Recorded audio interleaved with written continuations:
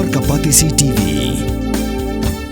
Ka East West Group of Institution Bangalore, ka khot admission na kabenta ka nursing but paramedical course, ka bala itho da ka Indian Nursing Council, ka buy admission ka badunatam, but she's pa percent ka jinyokam.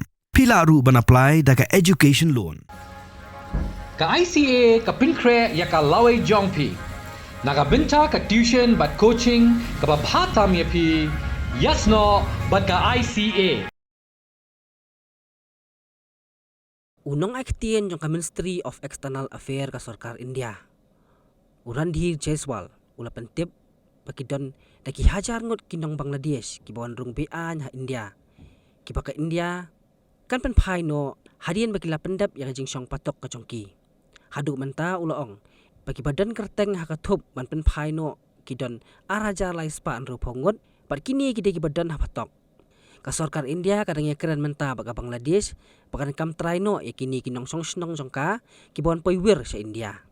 Tanga kini kikindet banai bladam kadon kumba si Hajar Ngut kinong Bangladesh kiba sa akyam ha Assam. Ba ya kini om simla set patok handai la Pynphai no marmar siya kacaka bakiwan. Kani kalong kat kum kajing kany bala ai du menteri rang ba ka Assam uhimanta beswa Sharma. Hadin belami kajing ikan an padeng ke India wat Pakistan. Kijela baper kari India.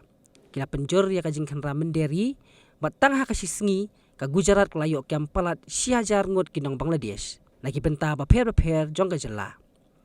Kajing yo kiam nong Bangladesh kelajaru a Tripura, West Bengal bat hakiwi pat kijela. Illegal people who are staying in India illegally or foreigners who are staying in India illegally, whether they happen to be Bangladeshi national or any other national, they will be dealt as per law. We have a large number of Bangladesh nationals here who are required to be deported. We have asked Bangladeshi side to verify their nationality. We have a pending list of 2,360, upwards of 2,360 cases of people who are required to be deported. Many of them have actually completed their jail sentences also. And in many cases, the nationality verification is required to be done, is pending since 2020. So it's almost 5 years have gone by. So we would urge the Bangladeshi side that they must expedite the verification process so that people who are required to be deported can be sent back to Bangladesh.